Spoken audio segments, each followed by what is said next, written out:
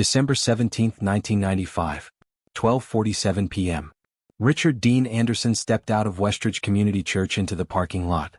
51 years old. Choir director. Husband. Father. He would never be seen alive again. Not kidnapped in the dead of night. Not lured into darkness. He vanished in broad daylight, Sunday afternoon, surrounded by families loading minivans, children clutching cookie trays, elderly couples chatting about the sermon. 120 seconds. That's all it took. His car sat untouched 20 feet away, doors locked. His briefcase lay on the asphalt, contents perfectly arranged as if someone had placed it there deliberately. No blood. No weapon. No witnesses. Security cameras captured him walking across the lot. And then nothing. The footage cuts away for 30 seconds. When it returns, Richard is gone. Vanished. For 29 years, his disappearance haunted Salt Lake City like a ghost hymn, sung but never answered. Until 2024, when a photograph buried in church archives revealed something terrifying. Someone had been watching Richard for months. Someone sitting in the pews every Sunday. Someone who'd planned every detail. And someone who thought they'd gotten away with murder. Before we uncover who took Richard Anderson and why, hit subscribe and drop a comment telling us where you're watching from. This case will consume you. To understand why Richard Anderson's disappearance shattered an entire community, you need to understand who he was. Richard Dean Anderson was born April 14, 1944, in Provo, Utah, heart of Mormon country. Raised in a devout family, he sang in church choirs from age 7. Music wasn't just hobby for Richard, it was calling. By 18, he'd been accepted to Brigham Young University's music program, where he met Linda Harrington, a soprano with honey blonde hair and a laugh that made him forget his nervousness. They married in 1966. 2 daughters followed, Jennifer in 1968, Sarah in 1971. Richard worked various jobs, insurance sales, bank teller, but his passion remained music. In 1984, Westridge Community Church in Salt Lake City hired him as choir director. Salary, $18,000 annually. Richard didn't care about the money. He cared about the voices. Under his direction, the Westridge Choir transformed. What had been 15 reluctant volunteers became 40 passionate singers performing at regional competitions. Richard had a gift. He saw potential in everyone. The elderly woman who thought she couldn't carry a tune? Richard worked with her until she sang solos. The teenager embarrassed by his changing voice? Richard made him section leader. He never gave up on anyone, choir member Dorothy Hayes recalled years later. If you showed up, Richard believed in you. Sundays were Richard's cathedral. He arrived at church by 8 a.m., tuning the piano, arranging sheet music, greeting early arrivals with warm handshakes. After services, he lingered for hours, discussing hymns, planning concerts, simply listening. His routine was clockwork. Predictable. Safe. Richard didn't have enemies. He didn't gamble or drink. His marriage was solid. His finances were stable.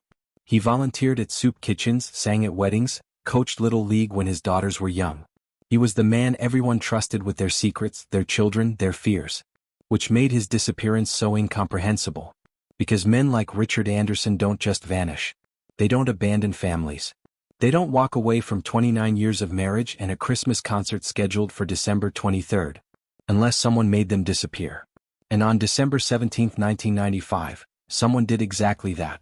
Sunday morning. December 17, 1995. Richard woke at 6:15 a.m., same as every Sunday for 11 years. Linda later told police he seemed cheerful, humming "Oh Holy Night" while shaving. He ate oatmeal with brown sugar. Drank 2 cups of coffee. Kissed Linda goodbye at 7:40 a.m., briefcase in hand. He said he'd be home by 2 p.m., Linda whispered to detectives days later, voice cracking. He wanted to watch a football game. Richard's white Toyota Camry pulled into Westridge Community Church's parking lot at 8:03 a.m. Security footage, grainy, black and white, flickering, captured him stepping out, adjusting his tie, locking the car. He wore his Sunday best, navy blazer, gray slacks, polished shoes. He unlocked the choir room. Turned on the space heater, December mornings in Utah bit cold. Arranged 40 chairs in a perfect semicircle. Placed sheet music on each stand. Come, thou fount of every blessing, it is well with my soul, angels we have heard on high. By 9:30 a.m., choir members began arriving. Richard greeted each by name, asked about their weeks, made them feel seen. At 9:50 a.m. they rehearsed. Richard conducted with precision, firm but kind, correcting pitch without embarrassment. The service began at 10 a.m. 137 attendees filled the sanctuary. Pastor Glenn Matthews delivered a sermon on grace and forgiveness. The choir sang beautifully. Richard stood at the front, hands moving like a conductor painting music in the air. But something was wrong. Third row left side. A figure sat alone. Dark coat. Baseball cap pulled low, obscuring their face. No one recognized them. Church was open to everyone. Westridge prided itself on welcoming strangers. No one thought twice. The service ended at 11:50 a.m.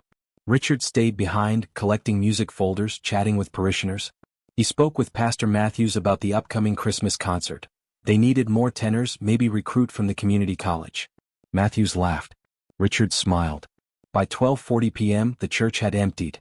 Richard locked the choir room, checked the thermostat, turned off lights. He waved to the church secretary through her office window.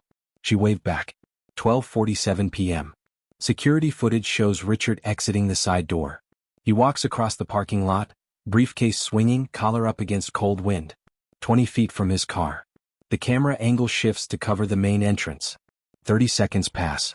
When the camera returns to the parking lot, Richard Anderson is gone. His car sits untouched. His briefcase lies on the pavement near the rear bumper, contents intact, neatly arranged. Richard has vanished. 3:12 p.m. Linda Anderson called the Salt Lake City Police Department. Richard hadn't come home. He wasn't answering his pager. She called 6 times. His car was still at the church. Something was wrong. Terribly wrong. Officer Kyle Bennett arrived at Westridge Community Church at 4:05 p.m. He found Richard's Toyota Camry exactly where security footage placed it. Doors locked, windows intact. The briefcase lay on the asphalt 10 feet away. Bennett approached cautiously, gloved hands opening the case. Inside, sheet music for Silent Night. Attendance logs. A thermos of tea still lukewarm. Car keys. Wait, car keys? If Richard had been heading to his car, why were his keys in the briefcase, which was on the ground? Bennett radioed for backup. By 5 p.m., Detective Maria Cortez arrived, a 15-year veteran known for tenacity. She interviewed Pastor Matthews, church staff, lingering choir members. Same story. Richard left around 12:45 p.m. No one saw anything unusual. Cortez reviewed security footage. Richard walks across the lot. Camera shifts. Richard disappears. She rewinded. Watched again. Again. No other vehicles entered the lot during those 30 seconds. No one followed Richard. He simply vanished. At 6:20 p.m., K-9 units arrived. German shepherds trained in search and rescue picked up Richard sent near his car, followed it 30 feet toward the parking lot's eastern edge, then the trail stopped. Completely. As if Richard had been lifted into the air. Cortez felt ice in her stomach. This wasn't a voluntary disappearance. By Monday morning, December 18th, the case exploded. FBI agents joined. Helicopters swept the Wasatch Mountain foothills. Divers searched nearby reservoirs. Volunteers, hundreds of them, combed through neighborhoods, forests, abandoned buildings. Richard's face appeared on every telephone pole, every storefront window. Missing, Richard Dean Anderson. Last seen Westridge Community Church, December 17, 1995. Linda Anderson appeared on local news, eyes red-rimmed. Please, she begged the camera. If you know anything, call the police. We just want him home. Detective Cortez worked 20-hour days. She interviewed Richard's family, friends, colleagues, choir members. She pulled his financial records. No debts, no unusual transactions. Phone records, nothing suspicious. Employment history, spotless. Richard Anderson had no enemies. No secrets. No reason to vanish. But the briefcase bothered Cortez. It had been placed on the ground, not dropped in panic. Carefully. Deliberately. As if someone wanted police to find it. As if someone was sending a message. By Wednesday, December 20th, leads evaporated. No ransom demands. No witness sightings. No body. Richard Anderson had disappeared in 120 seconds in broad daylight from a church parking lot, and left no trace. Cortez stood in that parking lot at midnight, staring at the spot where Richard had last been seen and whispered, "Where did you go?" The wind offered no answer. Westridge Community Church became ground zero for something toxic: fear. Within days, the congregation splintered. Prayer vigils turned tense. Whispered conversations followed Linda Anderson whenever she attended services. Some offered comfort. Others offered something darker. Maybe he ran away. Maybe there was an affair. Maybe Linda knows more than she's saying. Detective Cortez heard every rumor. She investigated each one, no matter how cruel. Linda Anderson was cleared within a week. Airtight alibi, no motive, genuine devastation evident in every interview. But damage was done. Neighbors avoided eye contact. Friends stopped calling. Linda eventually stopped attending church altogether. Attendance at Westridge plummeted. Parents kept children home, fearing a predator lurked nearby. Donations dropped. Pastor Matthews struggled to hold the congregation together, but the ghost of Richard Anderson haunted every hymn, every empty choir stand. The media descended like vultures. Local news ran stories nightly. Choir director vanished without trace. Community fears serial predator. Reporters camped outside Linda's house, shoving microphones in her face, demanding answers she didn't have. Anonymous tips flooded the police hotline. A trucker claimed he'd seen Richard hitchhiking on Interstate 15. A waitress swore she'd served him at a diner in Nevada. Every lead disintegrated under scrutiny. But one detail kept surfacing: the figure in the third row. Multiple parishioners remembered them: dark coat, baseball cap, sitting alone during the December 17th service. No one had spoken to them. No one had seen them leave. No one knew their name. Detective Cortez requested Westridge's attendance logs. The church didn't track visitors. Anyone could walk in, sit down, leave unnoticed. She interviewed regulars, searched membership records. Dead end after dead end. She expanded her search. Had this figure attended other services? Other churches? She contacted neighboring congregations, requesting security footage, attendance records. Months of work yielded nothing. By January 1996, the case officially went cold.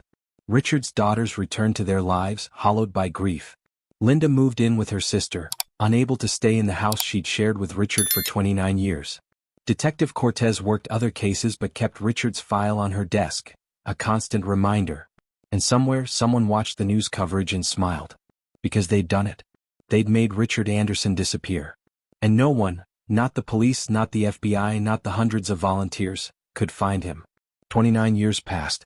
But evidence doesn't disappear. Sometimes it just waits. Detective Maria Cortez retired from the Salt Lake City Police Department in 2010. She took Richard Anderson's file with her. For 15 years the case consumed her. Even as leads dried up, even as her superiors reassigned her, even as Richard's disappearance faded from public memory, Cortez couldn't let go. She'd promised Linda Anderson she'd find answers. She intended to keep that promise. Weekends, Cortez spread case files across her dining room table. Witness statements, security footage, stills, timelines. She drove past Westridge Community Church, staring at the parking lot, trying to reconstruct those missing 120 seconds. Her husband left in 2003. "You care more about a dead man than your own marriage," he said. He wasn't wrong. Cortez explored every theory. Stranger abduction? Richard's scent trail ending abruptly suggested a vehicle, meaning premeditation. Organized crime? No connections. Cult activity? Salt Lake City had fringe groups, but Richard had no ties. She attended true crime conventions, networked with retired detectives, shared Richard's story on podcasts. Nothing broke. In 2015, she contacted the FBI's cold case unit. They assigned a junior analyst who reviewed evidence for 6 months. His conclusion: insufficient leads, probable homicide, unlikely to solve. Cortez refused to accept it. She began researching similar cases: missing persons from church parking lots, abductions in daylight, victims with no enemies. She found patterns but no matches. She created spreadsheets, timelines, maps covered in red pins marking locations, dates, victims. Her obsession cost her friendships, her health, her peace. But she couldn't stop. Every Christmas, Cortez called Linda Anderson. "I haven't given up," she'd say. Linda would thank her, voice thick with tears, and they'd sit in silence, two women bound by a ghost. By 2020, Cortez was 68, health failing. She knew she was running out of time. She digitized every document, uploaded files to cloud storage, wrote detailed notes for whoever might continue her work. Her final journal entry, dated March 2022, 1 month before her death from pancreatic cancer. "I failed Richard Anderson. I failed his family. But I believe, God, I have to believe, that someone will finish this. Evidence doesn't vanish. It waits. Somewhere a photograph exists. A witness remembers. A killer slips. Justice delayed isn't justice denied." It's just justice waiting for the right moment. Maria Cortez died April 18, 2022, never knowing how close she'd been to the truth. Her funeral was small. Linda Anderson attended, placing a single white rose on the casket. "Thank you for not forgetting him," she whispered. Detective James Ruiz, Cortez's former partner, inherited her files. He placed them in the Cold Case Division archives, Richard Anderson's face staring out from a photograph clipped to the folder. And 2 years later, everything changed. April 2024. Westridge Community Church underwent renovations. The building, now 60 years old, needed updates: new flooring, accessible bathrooms, LED lighting. During demolition of an old storage closet, construction workers discovered cardboard boxes labeled Archives, 1990s. Church administrator Bethany Mills, 29, was tasked with sorting contents. Most were mundane: budget spreadsheets, yellowed newsletters, Christmas concert programs. But buried beneath a stack of bulletins, she found a manila envelope labeled Security Review, December 1995. Bethany's pulse quickened. She'd grown up hearing about Richard Anderson. Westridge lore. The ghost story. Inside the envelope, photographs. Not digital, actual printed photos taken by Pastor Matthews after Richard's disappearance. The congregation had wanted to document regular attendees, hoping to identify anyone suspicious. Bethany flipped through images. Smiling families. Elderly couples. Children in Sunday clothes. Nothing unusual. Until photo 47. Third row. Dark coat. Baseball cap. But this angle, taken from the altar during hymns, captured the figure's face. Partially. Just enough. Bethany's hands trembled. She called the Salt Lake City Police Department immediately. By evening, Detective James Ruiz stood in her office, holding the photograph under magnification. Faded, grainy but recoverable. He sent it to the FBI's Digital Forensics Lab with a priority flag. 3 days later, the enhanced image returned. The face was clear. Male, mid-40s at the time, angular features, dark hair. Distinctive scar along the left jawline.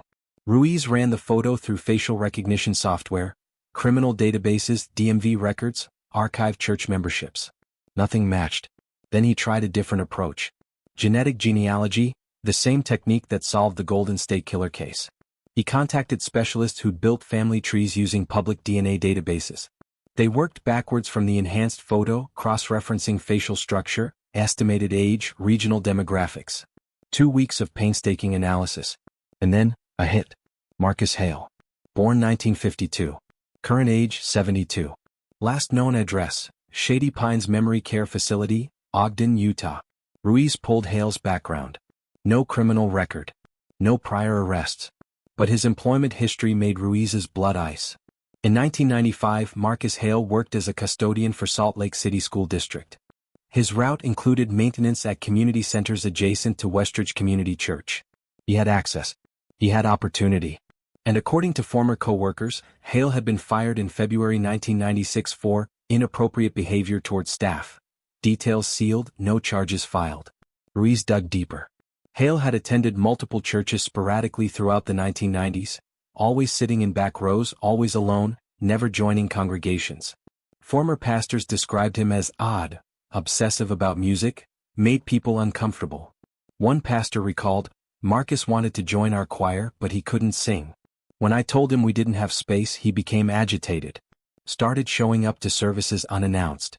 We eventually asked him to stop attending." Ruiz requested a warrant to interview Marcus Hale. Within 24 hours he was driving to Ogden. After 29 years, police finally had a suspect. But would Marcus Hale talk? And more importantly, would he lead them to Richard Anderson's body? Shady Pines Memory Care Facility sat on a quiet street in Ogden.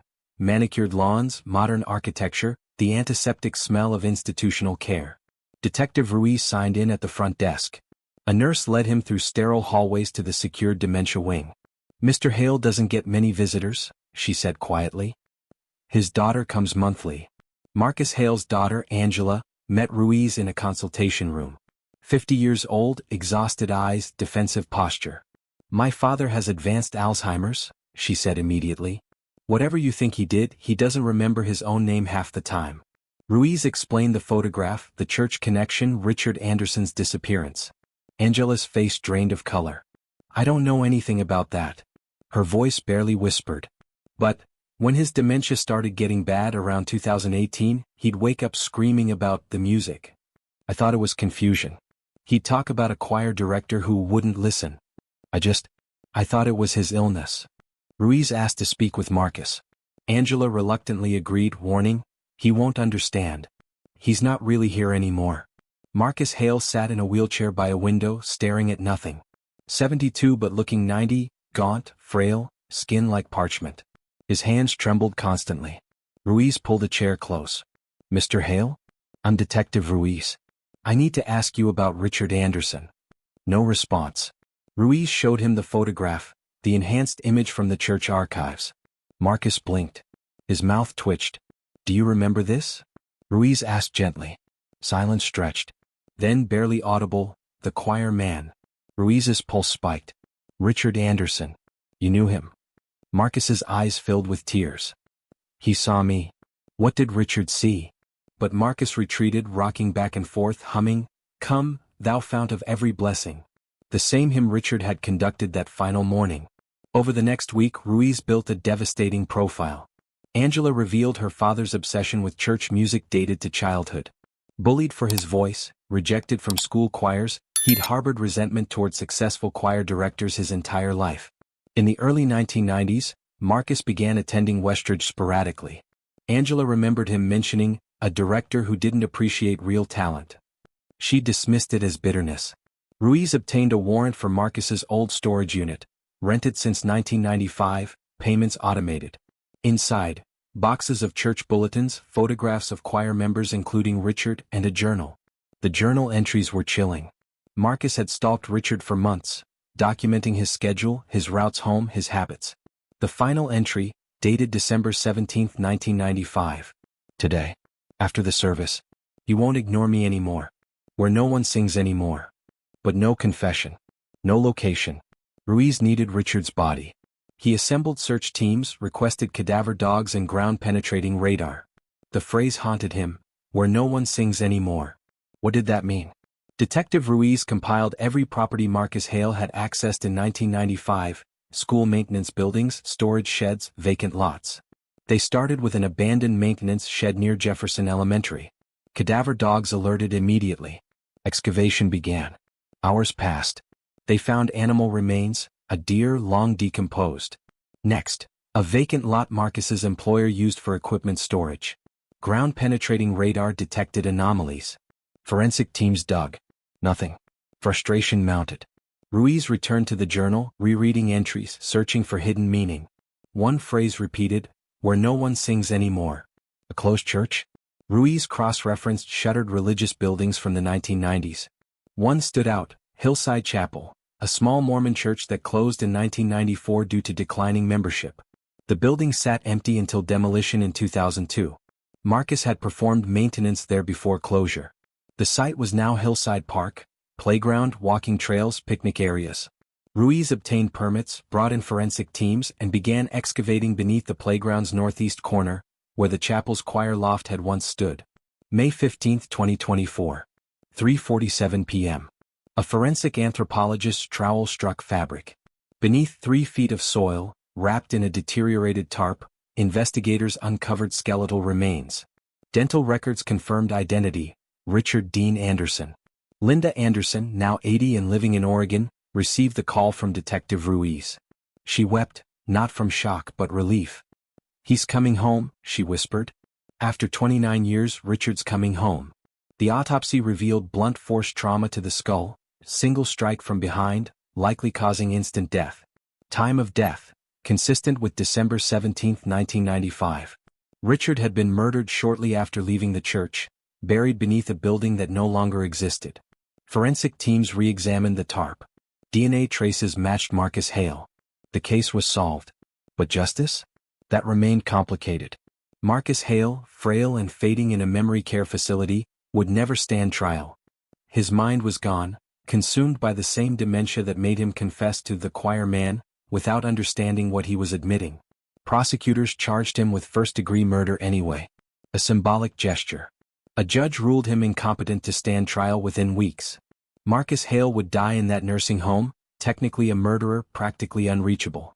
Linda Anderson attended the competency hearing. When asked for comment, she said, "I wanted him to answer for what he did. But I also wanted Richard home. At least I have that." Richard's funeral was held August 3, 2024 at Westridge Community Church. Over 200 attendees. The choir, reformed for this occasion, sang, "It Is Well With My Soul." Detective Ruiz stood in back, thinking of Maria Cortez. He visited her grave the next day, placing the closed case file on the headstone. "You were right," he whispered. "Justice was just waiting." Richard Anderson's disappearance fractured a community. His return couldn't fully heal it. Westridge Community Church never recovered. Membership continued declining. The building sold in 2025, converted into a community center. The choir room, where Richard spent countless hours, was demolished during renovations. Former members attended the auction, purchasing sheet music and chairs, desperate to preserve something of what was lost. Linda Anderson lived quietly in Oregon, surrounded by family. She kept Richard's ashes in an urn on her mantle beside their wedding photo. In a 2025 interview, she spoke of closure but admitted anger lingered. 29 years, she said, voice steady but hard. "I aged without him. My daughters grew up without their father. Grandchildren Richard never met. Marcus Hale stole that. And he died without ever saying sorry." Marcus Hale died November 2024, peacefully in his sleep, age 72. No family attended his burial. No funeral service. Just a quiet grave in an Ogden cemetery, unmarked. Richard's daughters processed differently. Jennifer became an advocate for cold case families, lobbying state legislature for better funding and resources. Sarah refused all interviews, desperate to move forward, to stop being defined by tragedy. Detective Ruiz reflected in a documentary interview, "We solve cases with technology now, DNA, facial recognition, genetic genealogy. But human elements still matter." Bethany Mills finding that photograph? That was fate. Without her, Richard stays buried forever. Bethany Mills kept the original photograph. She framed it, hung it in her home office as a reminder.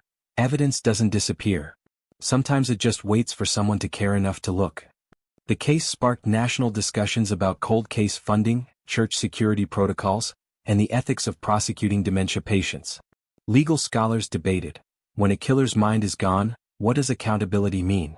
Some argued Marcus Hale escaped justice.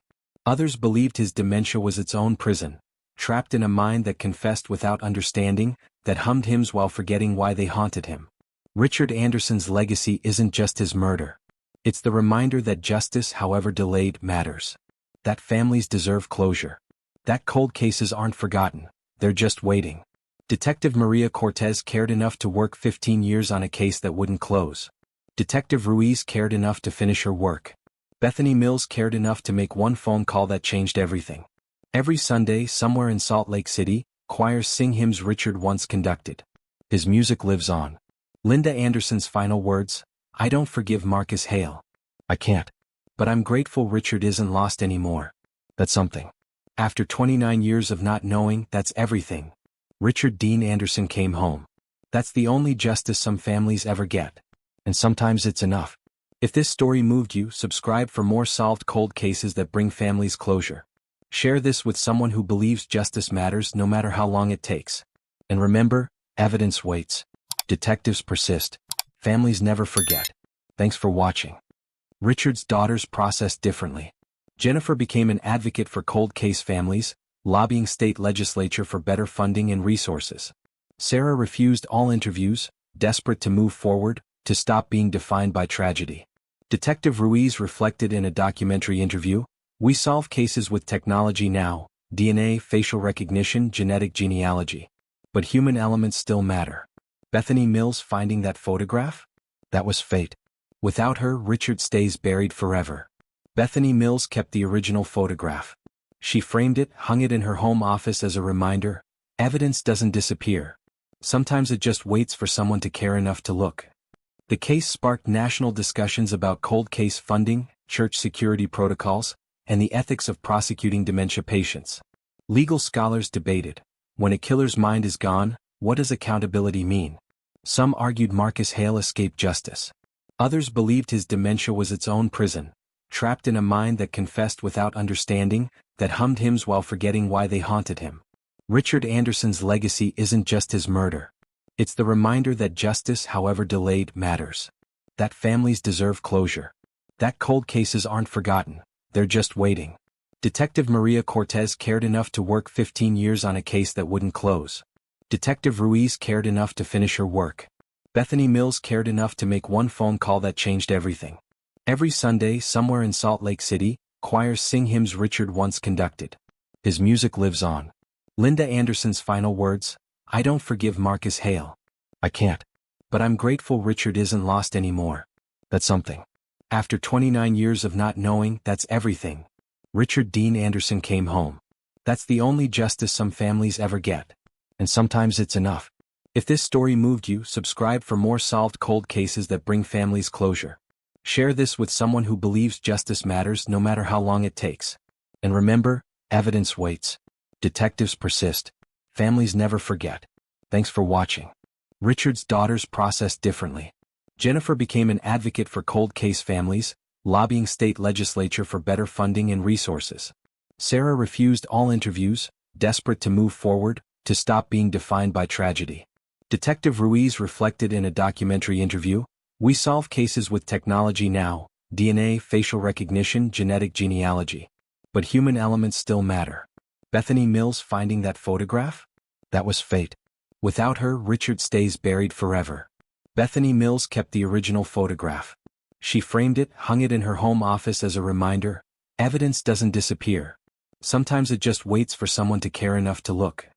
The case sparked national discussions about cold case funding, church security protocols, and the ethics of prosecuting dementia patients. Legal scholars debated, when a killer's mind is gone, what does accountability mean? Some argued Marcus Hale escaped justice. Others believed his dementia was its own prison, trapped in a mind that confessed without understanding, that hummed hymns while forgetting why they haunted him. Richard Anderson's legacy isn't just his murder. It's the reminder that justice, however delayed, matters. That families deserve closure. That cold cases aren't forgotten, they're just waiting. Detective Maria Cortez cared enough to work 15 years on a case that wouldn't close. Detective Ruiz cared enough to finish her work. Bethany Mills cared enough to make one phone call that changed everything. Every Sunday, somewhere in Salt Lake City, choirs sing hymns Richard once conducted. His music lives on. Linda Anderson's final words, "I don't forgive Marcus Hale. I can't. But I'm grateful Richard isn't lost anymore. That's something." After 29 years of not knowing, that's everything. Richard Dean Anderson came home. That's the only justice some families ever get. And sometimes it's enough. If this story moved you, subscribe for more solved cold cases that bring families closure. Share this with someone who believes justice matters no matter how long it takes. And remember, evidence waits. Detectives persist. Families never forget. Thanks for watching.